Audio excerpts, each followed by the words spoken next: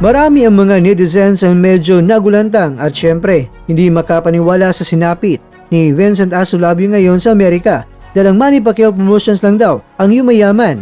Dahil itong si Asolabio nagtatrabaho sa restaurant sa Amerika. Desisyon ni Casimero na umalis sa Manny Pacquiao Promotion muling naging maugong.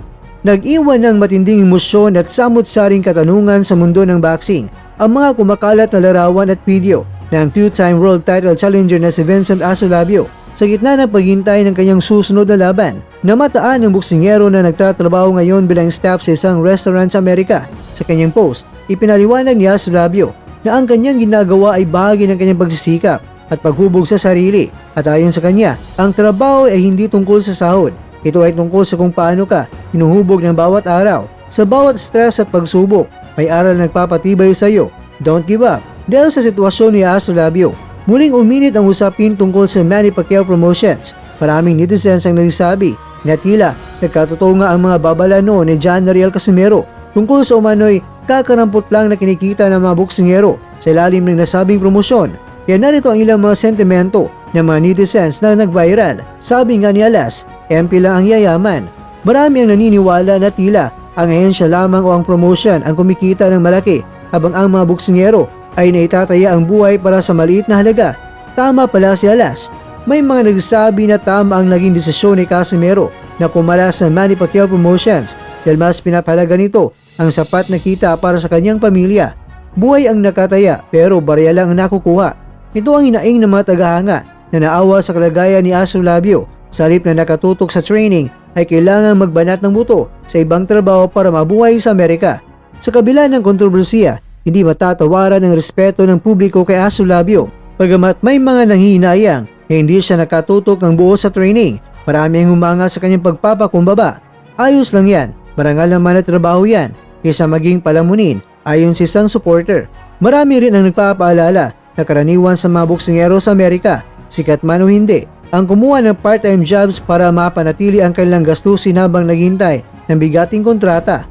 Ang pangyayaring ito mga kwento ay nagbukas muli ng diskusyon kung sapat nga ba ang suportang ibinibigay ng local promotions sa mga atletang mga Pilipino na sumasabak sa ibang bansa. Sa ngayon, nananatiling tikom ang kampo ng Manny Pacquiao Promotions sa mga batiko sa mga netizens habang patuloy namang kumakayod si Asolabio para sa kanyang kinabukasan. Samantala mga kwento, excited na ang mga boxing fans sa probinsya ng Bohol matapos opisyal na inanunsyo ng PMI Bohol Boxing Promotions ang paglahok ng anak ng boxing legend na si Manny Pacquiao at yan ay walang iba kundi si Eman Bacosa Pacquiao. Sa darating na February 28, 2026, sa isang Facebook post ng PMI Boxing Stable, kinumpirma na bahagi si Eman na inaabangang boxing event na gaganapin sa Tagbilaran City, Bohol.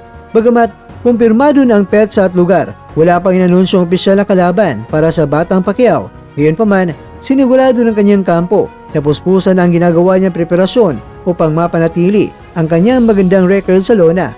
Matatanda ang huling nagpakitang gila si Emma noong October 2025 sa The Thrilla in Manila 2 na kung saan tinalo niya si Nico Salado via unanimous decision. Ang nalalapit na laban sa Bohol mga kwento ay nasang magiging mas matindi dahil ito ang unang pagkakataon na sasabak ang binata sa teritoryo ng mga Bulanon. Bohol boxing fans, are you ready? It's official. Eman Bacosa Pacquiao is set to fight on February 28 in Tagbilaran City. Preparations are underway, ayon sa pahayag ng PMI.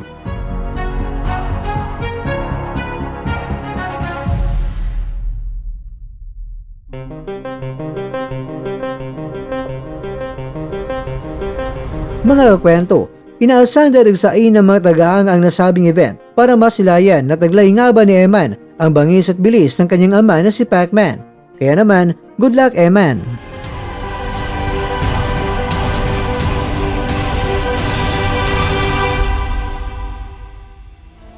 At dyan, nagtatapos ang ating kwento.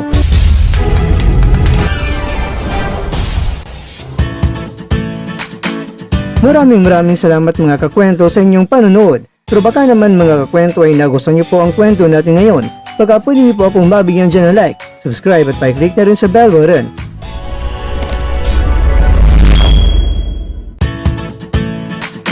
Pero bago tayo tatapos mga kwento, syempre, shoutout po muna tayo dyan sa ating mga kakwento.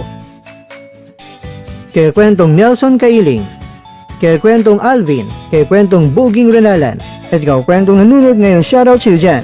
Bueno, hanggang dito na po muna ang ating kwentuhan at abangan nyo na po ating susunod na video. At dito na po yan sa isang channel na kung saan maaring ito'y mga kwentong di pa na kwento sa inyo.